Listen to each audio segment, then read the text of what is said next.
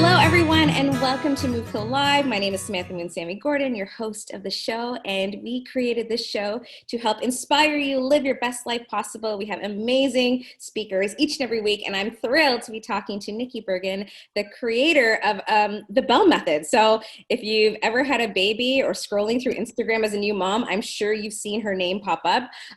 Here in the Move Camp family of coaches, we love her work, we follow it, and we're just so happy that she's here talking with us today, because I know that you are going to leave this talk knowing something that you didn't know before. And after this, you'll have a chance to connect with her because she's very connected. She's got a really great Instagram page that I go to weekly, and I really appreciate all the information and education that she shares with us. And the show wouldn't be possible without the Green Beaver Company, Canadian company offering amazing toxic-free products. So I am going to put in the show notes a link for a free $10 gift card and 25% off, so you can shop some amazing health and beauty products there. So hi, Nikki, and you have a friend with you here today too.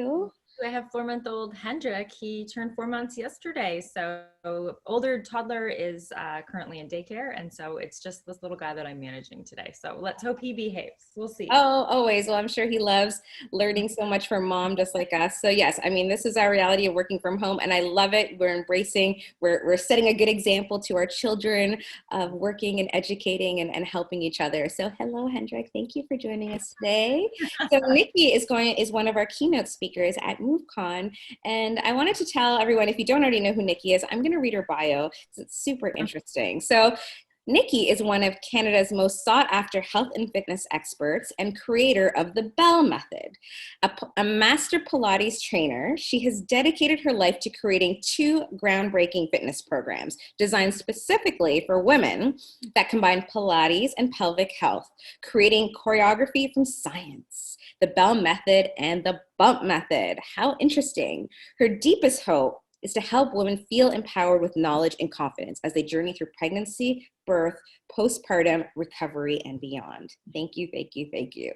Nikki is an IVF mama, pelvic health advocate, and believes in women supporting women above all.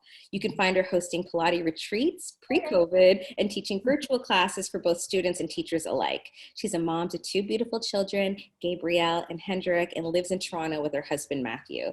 And her website is www.thebellemethod.com. So thank you so much, Nikki, for sharing that story. Sure, it resonates with a lot of people. So clearly you can tell you're very passionate about women's health and this journey, like when we are this vessel of creating life. And I just wanted to, tell us, what will you be speaking about at MoveCon? There's so much that I could possibly speak about, but I think we'll keep it sort of general because I want it to really apply to the most number of people possible. So it's going to be on core and pelvic floor. And we all have a core, we all have a pelvic floor. And this is relevant information for everybody. If you haven't had kids yet, it's still important to know. If you have had children, whether it was a vaginal or a C-section birth, still important to know. If you had kids 30 years ago, still important to know. So we're going to be talking about the stuff that I often hear, oh, I wish I had known. Like if I only had $1 for every time someone told me, oh, I wish I had known that. Why didn't anybody tell me that? So that's kind of the gist of what we're going to talk about. All the things that women really deserve to know and deserve to have been educated on, but we weren't educated on that. You know what I mean? Exactly. So when did that aha moment come for you in your business to say, like, okay, like this is what, like, I really want to focus on the science and the focus on this? Can I just say, I think, is he teething? Like he's just like eating my finger. Yes. And what better teething than your hand? I love it. So cute. We'll take a finger. Anyways, when did the aha moment come? Okay, so for context, I have been teaching movement for 21 years. I'm 39. I started when I was 18. So I have been that person that's like teaching step class, teaching water aerobics, teaching yoga, Pilates, Zumba. I have literally taught cardio blast, salsa, delicious cardio. I have done everything. Everything. Love it. Like over the years, when you've been teaching on microphones and gyms for as long as I have, you've done a lot. So I would say that I started teaching, I did a boot camp. I was probably in my mid-20s, and I remember a lot of the women were moms, most of them in the group, and I was having them do like a ladder draw, which is when you're running like with your legs in between these two things. You see football players do it all the time, like running through tires. Anyways, And I'd say about 60% of the women were like, I can't do that. I'm not wearing a pad. And I was like, what? I'm 25 at the time. I'm like, what do you mean? Like completely just blew my mind that, and they were all laughing and they were like, oh yeah, no. And they were like, they refused to do the move. It was like a mutiny. And I was like, oh, okay. And so it made me realize that like, you know, these were all friends, so they felt comfortable sharing, but I was like, this is a thing, clearly. I need to learn more about this because this doesn't seem right. I know enough about biomechanics to think that like, if you're having this at 35, what's going to happen when you're 45 and 55, unless you deal with it? So that was one of the things that it kind of clued me in. For a little background, I was a dancer for many years, and I injured my knee when I was about 24, and I discovered Pilates as a way of really helping me recover from that injury. I fell in love with it, ended up certifying, and as soon as I graduated my program, which took me about a year because there's a whole apprenticeship that you have to do, I realized I didn't want to be in a studio setting anymore because I had been teaching in a dance studio, and I was like, I want to try something new. I don't want to be in a studio. So I bought a reformer, which is, for those of you who don't know, it's a big piece of Pilates equipment. It was like $5,000, which was like a big deal, especially for me at that age in my mid-20s. And I ended up cold calling a whole bunch of physio clinics because I was like, hey, do you have Pilates? Because if you don't, I have the machine. Like, hire me and we'll just do a percentage split. You don't have to pay me a salary. We'll just whatever. It didn't take me long. And I finally found a clinic that was like, yeah, we're into this. Let's do it. And in hindsight, it was the best possible thing that could happen because I was like, I was totally in over my head. I had just graduated and I'm in this sport medicine clinic dealing with workers' comp people who have like been in motorcycle accidents, and you know, a firefighter with a herniated disc, and a woman with osteoporosis, and a 16-year-old with a rod in her spine because she's had scoliosis surgery. And I was like, oh my god, like I am now doing physio covered Pilates with them. And so I learned so much so quickly, and that's really where I started to recognize that, you know, inevitably their insurance would run out and they would be like, I want to do group classes. I can't afford these privates anymore. So I had to create a group class that would be accessible for them, but also challenging. So I fused my dance background, which was tons of choreography, with the physical therapy. To turn this off. It's like always like, why don't I just remember to do this beforehand? But you know what I mean? Like just learning so much so quickly. And so it was really important that I figured out a way to create choreography that would be accessible to all these people in a group environment. And that's where the Belle Method came in. Then I started getting a whole bunch of pregnant and postpartum women, and I was like, you guys need your own thing. Yes. So it's the same concept, like my dance background. So it has to be fun. It can't just be like boring stuff lying on your back. Like I needed to make it entertaining and yes. exciting, but also accessible and with its foundations and physiotherapy. So that's the gist of it. Pilates, physiotherapy, and a little bit of fun dance choreography thrown in. I love it. I love that, you know, it was the people that kind of helped steer you to where you meant to be. So you were really helping and healing people like throughout the journey, and they were they were as much part of the process as you helping them, you know, like you learning so much. So, you know, talk to me a little bit about, you know, because it's very courageous. Like you said, you also, like, you're an IVF mama. I'm sure people look at you and they're like, oh, she looks so healthy and, you know, amazing. And like, oh, as if, you know, I can't imagine that she has the problems that I have. But we realize like, this is a very real, you know, this is something that's a very mainstream topic now, or should be anyways. How did you share that with your community? So I want to first say that like, everyone always blames the woman for fertility issues, and it's not always the case. So yes. Just a side note. But we were going through a whole bunch of tests and whatnot. And we ended up, I guess, how do I say this? I was always teaching pre and postpartum. So it was becoming very difficult to continue to teach mentally for me, going through miscarriage, IUIs, IVF, all these things. And still teaching my pregnant women. So your question to me, I think, was how did I share with the community? I started by sharing with my real life students. I was very afraid to do it. I didn't know how they would receive it. And I just felt that I was teaching every Monday night. I was teaching a prenatal class. And I remember always being in a bad mood on Mondays. And I was like, why am I in such a bad mood? And I realized finally it's because I have to go see all these pregnant women and I'm struggling, and it makes me jealous. It makes me unhappy. I'm just going to try to feed him. On life right here. So I ended up, after one class, I was like trying not to cry. And I just opened, I was like, you know what, I have to open up. It felt like I was being disingenuous. Like, you know, I know you're hungry. He's like a meatball, constantly hungry. Okay. You're very good. Wait. So I ended up, after the class, I said to them, I said, listen, I have something I want to share with you. I really hope to be joining you soon in this pregnancy journey, but we are going through fertility treatments. And in that moment, Samantha, it was like everything changed, because I realized that I had been telling myself a story that I was the only one struggling.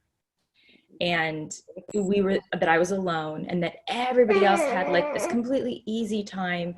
And the story in my head was that, I was the only one who had this problem. And so as soon as I said that, literally, I'd say about 60% of the class came up to me and they were like, oh, I had 3 miscarriages, or my sister went through IVF, or we had to do IUI, or whatever it might be. But so many people immediately came up, and it was like, it made it okay to talk about. Whereas, before, we all think we're alone. And it made me realize in that moment that I needed to share, because so many women were going through similar experiences and feeling isolated. And through isolation comes shame, which breeds more isolation. And so I was like, this isn't okay.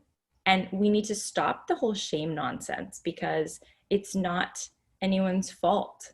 It's just, it is what it is. These things happen. You can't go, oh, if I had only not, partied so much in my 20s, or if I had only not had that cup of coffee, or like smoked those cigarettes when I was 21 years old. You know what I mean? Like, your mind can spiral. And so I think it's important that we destigmatize it and talk about it. And it's become so common. And I was the first of my friends to go through it at 34 was when we first started trying. And now I'm 39, and like, I've had probably 6 or 7 close friends also now go through it.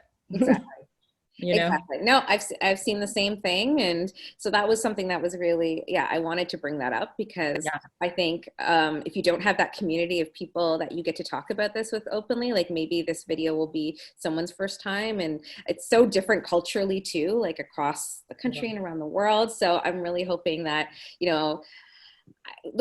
I'll be honest, the first time I saw the Belle Method in the community you created, like, I knew it was more than just like a workout. Like, it felt really good as a place to be. And I know that you've taken that time to nurture that and put a lot of love and heart into it, because at the end of the day, like, what I've learned from doing these interviews too, like, we need to be gentler on ourselves, all of us, and understand that everything we're going through, when it's hard, like, it really is just a moment in time. It's not going to be forever. But the more, clues we have to get through it and resources, it definitely does make things easier. So thank you so much for sharing your story. And I know that, like, you're just such a bright light for women. As someone who went through pregnancy, just a little while ago,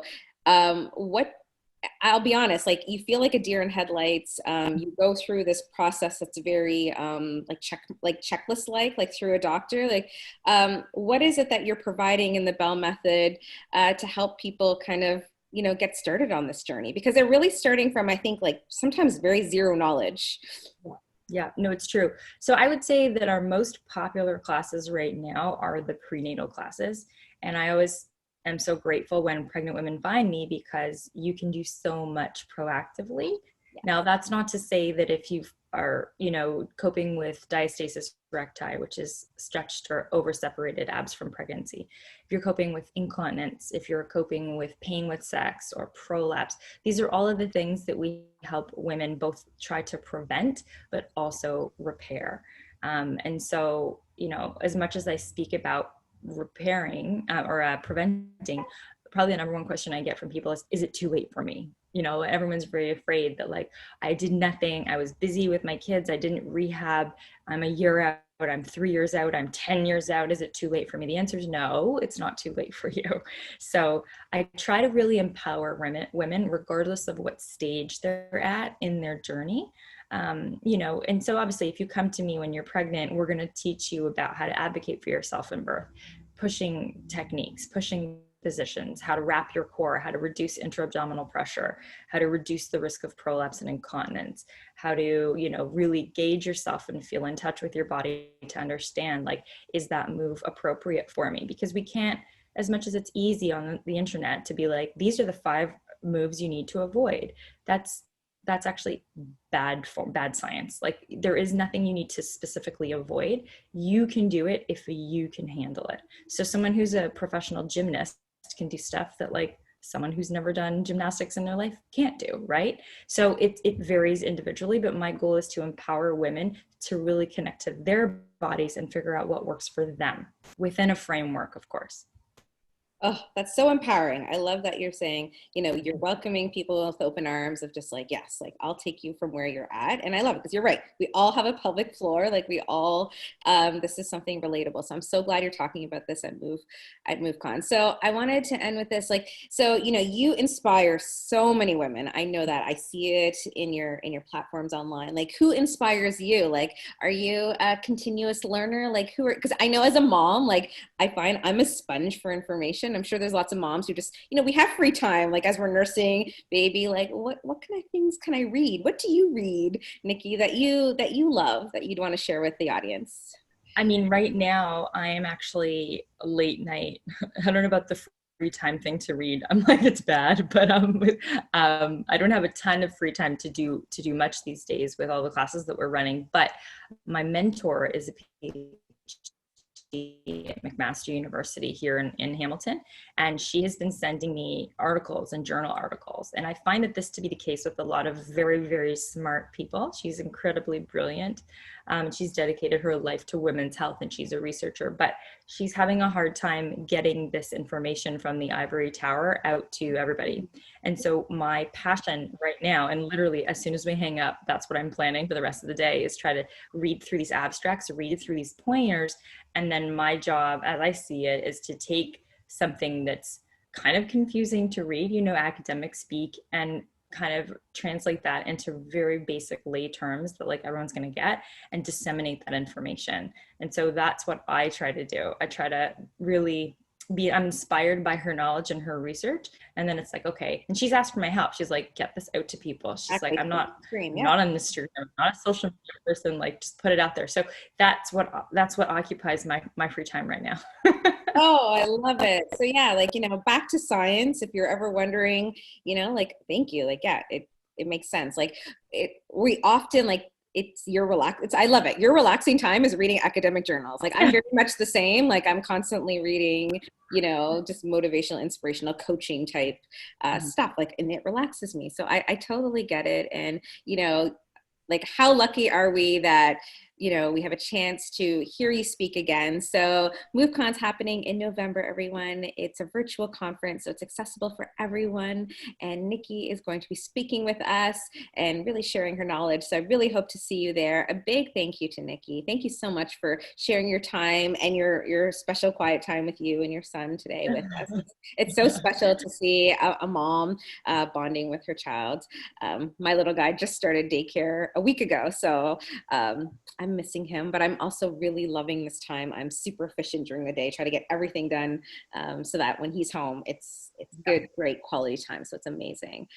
So big thank you to all our listeners for today's show, and a big thank you to the Green Beaver Company for supporting this movement. So important. Nikki, endless thanks to you. Looking forward to continuing the conversation with you at MoveCon. Awesome. Thank you for having me. Can't wait. Thank you. Take care.